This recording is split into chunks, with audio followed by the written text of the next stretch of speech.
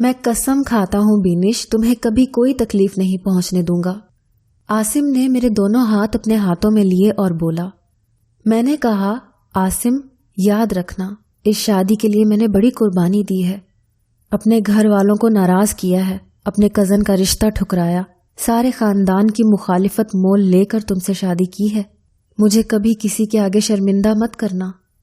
عاصم نے کہا، بینش تمہیں یہ کہنے کی ضرورت ہی نہیں ہے، میں تمہاری ہر قربانی کا اعتراف کرتا ہوں، آج ہم ایک ہوئے ہیں تو یہ صرف تمہاری وجہ سے ہے۔ میں دلہن بنی سیج پر بیٹھی تھی اور اپنی شروع ہونے والی نئی زندگی کو خوش آمدید کہہ رہی تھی، لیکن یہ سب اتنا آسان نہ تھا۔ عاصم میرا یونیورسٹی فیلو تھا، وہ مجھ سے 1 سال سینئر تھا۔ ہمارے بیچ پسندیدگی کا ایک دور شروع ہوا جو دیکھتے ہی دیکھتے محبت میں تبدیل ہو گیا۔ عاصم نے میرے گھر رشتہ بھجوایا، لیکن میرے والدین نے اس رشتے سے انکار کر دیا کیونکہ میری منگنی میرے تایا کے بیٹے سے ہو چکی تھی۔ میں شروع سے ہی تایا کے گھر شادی نہیں کرنا چاہتی تھی۔ کزن کو ناپسند کرنے کی کوئی خاص وجہ نہ تھی، لیکن جب عاصم کی محبت کی حدت محسوس کی تو ہر رشتہ پیچھے چلا گیا۔ ایسا لگتا تھا کہ زندگی میں صرف عاصم ہی رہ گیا ہے۔ ابو نے رشتے سے انکار کیا تو جیسے میری دنیا لٹ گئی۔ محبت کا جان لیوا کینسر میرے تمام جسم میں سرایت کر چکا تھا۔ کئی دن تیز بخار میں بے سدھ پڑی رہی، دن رات رو رو کر میری آنکھیں سوج چکی تھیں۔ ادھر عاصم کے فون پہ فون اور میسج پہ میسج کہ بینش میں تمہارا انتظار کر رہا ہوں، مجھے اکیلا مت چھوڑنا، میں تمہیں پانے کے لیے کچھ بھی کرنا پڑا میں کروں گا۔ عاصم کی شدید محبت نے مجھے بغاوت پر اکسایا اور میری سلگتی اور دم توڑتی محبت کی گونج تایا کے گھر تک جا پہنچی۔ میرے کزن عبد الوحید کو جب اس بارے میں علم ہوا تو اس نے مجھے فون کیا اور کہا، بینش میں تمہاری محبت کا احترام کرتا ہوں، لیکن اگر ایسی ہی بات تھی تو تم مجھے بتا دیتی، میں خود اس رشتے کو ختم کرنے کا اعلان کر دیتا۔ وہاں عبد الحمید نے ہتھیار ڈالے تو یہاں نہ صرف گھر میں بلکہ پورے خاندان میں ایک نئی بحث چھڑ گئی۔ تایا نے عبد الوحید کا فیصلہ ماننے سے انکار کر دیا۔ خاندان میں ہر کوئی یہ کہتا نظر آ رہا تھا کہ اگر بینش کے فیصلے کے آگے سر تسلیم خم کیا تو کل کو پھر کسی کی بیٹی بستر کے ساتھ لگ کر اپنی بات منوانے کی کوشش کرے گی۔ لیکن نوجوانوں اور بزرگوں کے درمیان جو جنریشن گیپ کا معاملہ ہے وہ ختم نہیں ہو سکتا، لہٰذا عبد الوحید اپنے فیصلے پر ڈٹ گیا اور میرے ساتھ کھڑا رہا۔ اس مشکل وقت میں واحد عبد الوحید نے میری مرضی کو سپورٹ کیا۔ ادھر جب میں نے عاصم کو دوبارہ رشتہ بھیجنے کے لیے کہا تو عاصم کے گھر والوں نے آنے سے انکار کر دیا کیونکہ وہ ہماری طرف سے ہونے والے انکار سے بہت دل برداشتہ ہوئے تھے۔ عاصم نے اپنے گھر والوں کو دھمکی دے ڈالی کہ اگر وہ اس کی شادی مجھ سے نہیں کروائیں گے تو وہ میری خاطر انہیں چھوڑ دے گا۔ ادھر ایک بار پھر جب مجھے یہ رشتہ ٹوٹتا ہوا نظر آیا تو میرا صبر ختم ہو گیا۔ میری ہمت نے محبت جیسے موذی مرض سے مقابلہ کرنے سے انکار کر دیا اور میں نے زہریلی گولیاں کھا کر ایک بار پھر محبت کو سرخرو کرنے کی روایت کو برقرار رکھنا چاہا، لیکن وقت پر ہسپتال پہنچنے کے باعث ڈاکٹرز میری زندگی بچانے میں کامیاب ہو گئے۔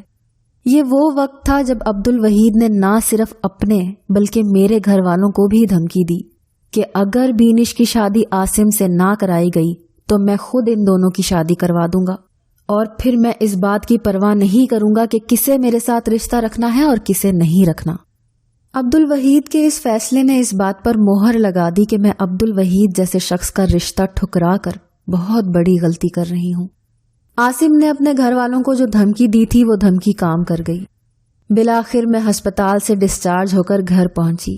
عاصم کے والدین ہمارے گھر ایک بار پھر رشتہ لے کر آئے اور اس بار ابو نے نہ چاہتے ہوئے اس رشتے کے لیے ہاں کر دی۔ عاصم کے ساتھ رشتے سے انکار کی کوئی خاص وجہ نہیں تھی، وجہ صرف یہی تھی کہ ہمارے خاندان میں خاندان سے باہر شادی نہیں کی جاتی، اور اسی بات کو عاصم کے والدین نے اپنی انا کا مسئلہ بنایا کہ کیا ان کا خاندان ہمارے خاندان سے کمتر ہے کہ انکار کے لیے اس بات کو وجہ بنایا گیا کیونکہ عاصم کے والد ایک اچھے خاصے کاروباری شخص تھے، روپے پیسے والے بھی تھے، لہٰذا ان کا کہنا تھا کہ وہ جس جگہ چاہیں اپنے بیٹے کی شادی کر سکتے ہیں۔ لیکن ہماری محبت نے کسی کی ایک نہ سنی اور اپنی منوا لی۔ میرا اور عاصم کا سادگی سے نکاح کر دیا گیا اور میں رخصت ہو کر اپنے سسرال آ گئی۔ شادی کے 2 ہفتے کے اندر اندر میں نے یہ اندازہ لگا لیا تھا کہ ذات برادری کو لے کر جو ناراضگی عاصم کے والدین کے دل میں پیدا ہوئی تھی، یہ بات ان کے دل میں ہی کہیں رہ گئی تھی۔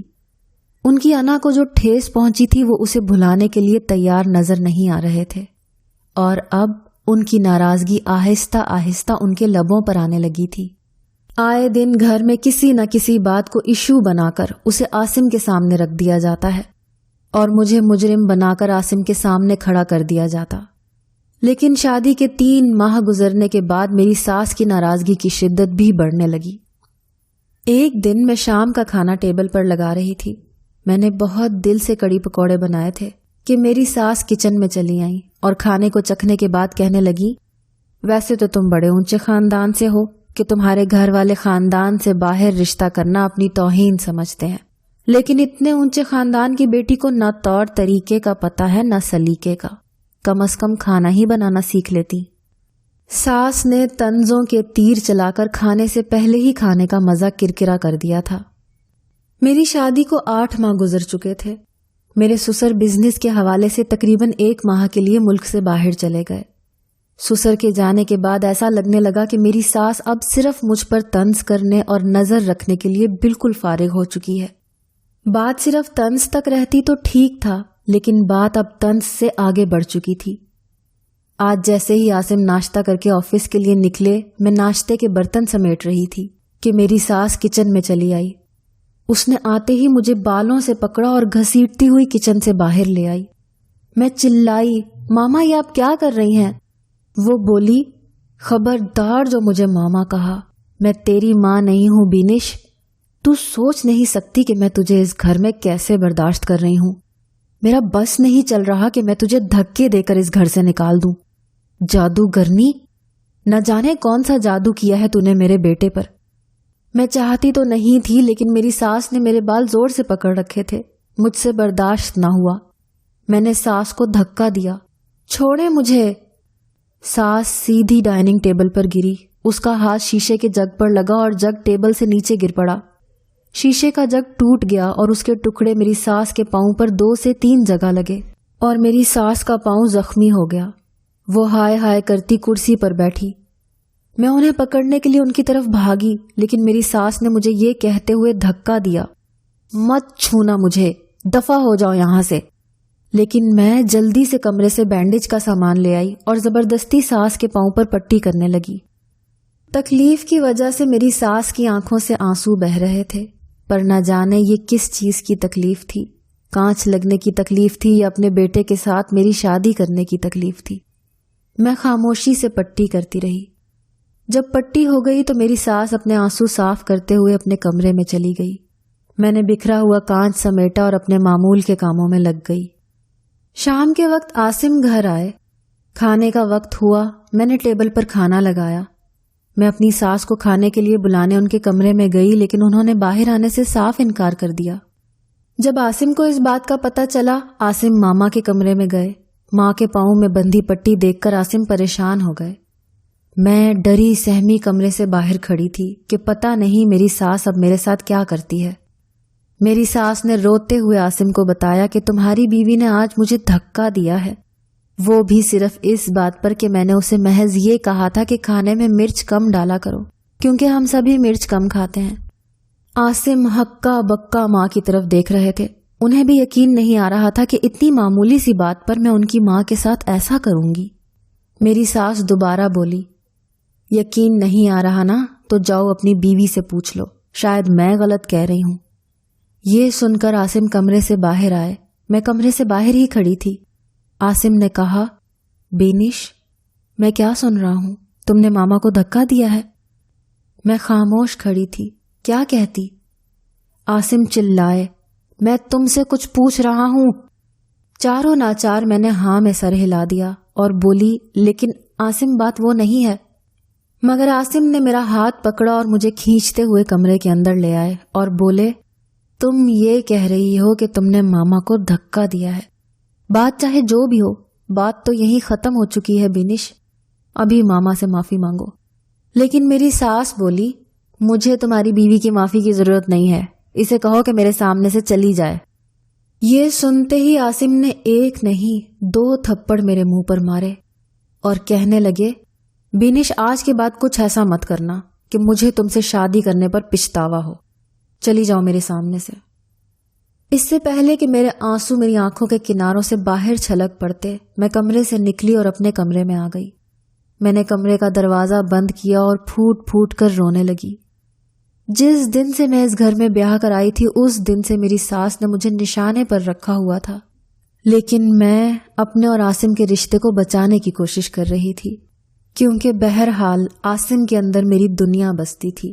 عاصم کو کھونے کا تصور ہی میری جان لینے لگتا تھا، لیکن میری ساس میری محبت کی شدت دیکھنے سے قاصر تھی۔ اوپر سے چونکہ میں نے یہ شادی گھر والوں کی مخالفت کر کے کی تھی تو کوئی میرا ساتھ کیوں دیتا، لہٰذا اب میں ایسے موڑ پر آ چکی تھی کہ عاصم ہی میری زندگی کا محور تھا۔ اگر اس نے میرا یقین نہ کیا تو میرے ساتھ کھڑا ہونے والا کوئی نہ تھا۔ اس واقعے کے بعد میری ساس کی ہمت اور اعتماد اور بڑھ گیا، کیونکہ عاصم اور میرے بیچ وہ دراڑ پیدا کرنے میں کامیاب ہو چکی تھی۔ ہر روز کوئی مسئلہ کھڑا ہوتا، گھر میں لڑائی جھگڑے کا ماحول بنا کر رکھتی۔ عاصم خود بھی بہت ڈپریس رہنے لگا تھا۔ میرے اور عاصم کے بیچ دوریاں بڑھنے لگیں۔ ایسا لگتا تھا کہ جیسے محبت اپنی مدت پوری کر چکی ہے۔ اب میری ساس نے ایک نیا واویلا کھڑا کر دیا تھا۔ شادی کو 11 مہینے ہو چکے تھے، لیکن اولاد کی خوشخبری نہیں مل رہی تھی۔ میری ساس نے یہ کہنا شروع کر دیا کہ میں اولاد پیدا ہی نہیں کرنا چاہتی۔ اب تو مجھے اپنی ساس سے خوف آنے لگا تھا، کیونکہ وہ ہم دونوں کے بیچ شعلے کا کردار ادا کر رہی تھی۔ کسی بھی وقت یہ شعلہ ہمارے رشتے کو جلا کر راکھ کر دے گا۔ ایک دن اتفاق سے عبد الوحید مجھ سے ملنے گھر آیا۔ وہ دراصل تایا کا پیغام لے کر آیا تھا۔ ابو میری شادی کو لے کر اب تک مجھ سے ناراض تھے۔ ابو کی وجہ سے امی بھی مجھ سے زیادہ بات نہیں کرتی تھی۔ ابو آج کل بیمار تھے۔ تایا نے عبد الوحید کے ذریعے پیغام بھجوایا کہ میں جیسے بھی ہو عاصم کے ساتھ گھر کا چکر لگاؤں۔ میں گھر پر اکیلی تھی۔ عبد الوحید جب واپس جانے لگا میری آنکھوں میں آنسو آ گئے، کیونکہ میرے اپنے حالات بھی اچھے نہیں تھے اور میری سننے والا بھی کوئی نہیں تھا۔ عبد الوحید نے کہا، بینش کیا ہوا، تم رو کیوں رہی ہو؟ میں نے کہا، بس یوں ہی، مجھے ابو یاد آ گئے ہیں۔ عبد الوحید نے کہا، بینش میرا دل کہہ رہا ہے کہ بات صرف اتنی نہیں ہے۔ عبد الوحید نے میرا ہاتھ پکڑا کہ بینش بتاؤ کیا بات ہے۔ اتنے میں میری ساس گھر آ گئی۔ میری ساس کو دیکھ کر عبد الوحید نے میرا ہاتھ چھوڑ دیا اور بولا، ٹھیک ہے بینش، میں چلتا ہوں۔ عبد الوحید تو چلا گیا، لیکن میری ساس نے پھر جو میرے ساتھ کیا وہ اللہ کسی دشمن کے ساتھ نہ کرے۔ عاصم کے گھر واپس آتے ہی ایک اور عدالت لگی۔ مجھے مجرم بنا کر اس عدالت میں پیش کیا گیا۔ میری ساس بولی، پوچھ اپنی بیوی سے، اس کا عاشق کزن آج اس سے تنہائی میں ملنے آیا اور اس کا ہاتھ اپنے ہاتھوں میں لے کر اپنی گزشتہ محبت کی داستان سنا رہا تھا۔ یہ سنتے ہی میرے پیروں تلے سے زمین نکل گئی۔ میں چلائی، ماما یہ آپ کیا کہہ رہی ہیں؟ خدا کے واسطے آپ خود بھی بیٹیوں والی ہیں۔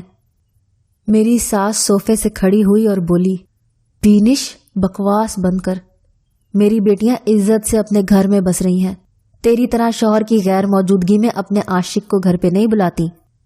یہ سنتے ہی عاصم میری طرف بڑھا اور اس کی آنکھوں میں غصے کے ساتھ آنسو بھی تھے۔ وہ بولا، بینش میری محبت میں کیا کمی رہ گئی تھی؟ میں نے روتے ہوئے کہا، نہیں عاصم، میں تمہارے علاوہ کسی اور کا تصور بھی نہیں کر سکتی۔ تم اچھی طرح جانتے ہو، ساری دنیا کو ٹھوکر مار کر میں نے تم سے شادی کی ہے۔ لیکن عاصم نے میرا ہاتھ پکڑا اور مجھے کھینچتے ہوئے باہر کی طرف بڑھا اور بولا، تم اب یہاں نہیں رہ سکتی بینش، بلکہ اب ہم ایک ساتھ نہیں رہ سکتے۔ میں چلائی، نہیں عاصم، میں تمہارے بغیر نہیں رہ سکتی، مجھ پر یہ ظلم نہ کرو۔ جو ہی ہم گیٹ کے پاس پہنچے میں عاصم کے پیروں میں گر گئی۔ میں نے کہا، عاصم میں یہاں سے کہیں نہیں جاؤں گی، میرا یقین کرو، میرے دل میں تمہارے علاوہ کوئی نہیں ہے۔ عاصم نے مجھے بازو سے پکڑ کر اٹھایا اور بولا، لیکن میرے دل میں اب تم نہیں ہو بینش، میں تمہیں طلاق دیتا ہوں، طلاق دیتا ہوں، طلاق دیتا ہوں۔ اور ہمارے بیچ وہ آخری بھرم بھی ٹوٹ گیا جسے میں کئی مہینوں سے بچانے کی کوشش کر رہی تھی۔ یہ کہہ کر عاصم نے مجھے گیٹ سے باہر دھکا دے دیا۔ आसिम ने मुझ पर आखिरी निगाह डाली और गेट बंद कर दिया। मेरी दुनिया लुट चुकी थी। जिस महबूब के साथ मैं जन्नत में रहने की दुआएं कर रही थी, उसके साथ दुनिया में सिर्फ 1 साल रह सकी। 1 साल के अंदर हमारी मोहब्बत दम तोड़ गई। मैं आंसू बहाती अपनी मुर्दा मोहब्बत की लाश को घसीटते हुए पैदल ही अपने घर चल पड़ी। घर पहुंची तो दरवाजे के अंदर कदम रखा और बेहोश हो गई। घर वालों ने मेरी जहनी अजियत को देखते हुए एक बार फिर मुझे सीने से लगा लिया, लेकिन मैं दिन हो रात हो सिसकती रहती। मुझे यकीन नहीं आ रहा था कि मेरे साथ क्या हो चुका है। 3 महीने इसी तरह गुजर गए। 3 महीने के बाद अब्दुल वहीद ने एक बार फिर मेरे लिए रिश्ता भेजा, लेकिन इस बार मैंने उसे ये कहकर इनकार कर दिया कि अगर तुमसे शादी कर ली तो मेरी मोहब्बत पर बेवफाई की मोहर लग जाएगी। वो बहुत समझदार था। एक बार फिर खामोशी से पीछे हट गया। तकरीबन 6 माह बाद अब्बू ने अपने एक करीबी दोस्त के बेटे से मेरी शादी करवा दी। उधर आसिम एक दिन ऑफिस से जल्दी आ गया। वो मामा के कमरे में जाने लगा कि दरवाजे के बाहर ही ठठक कर रुक गया।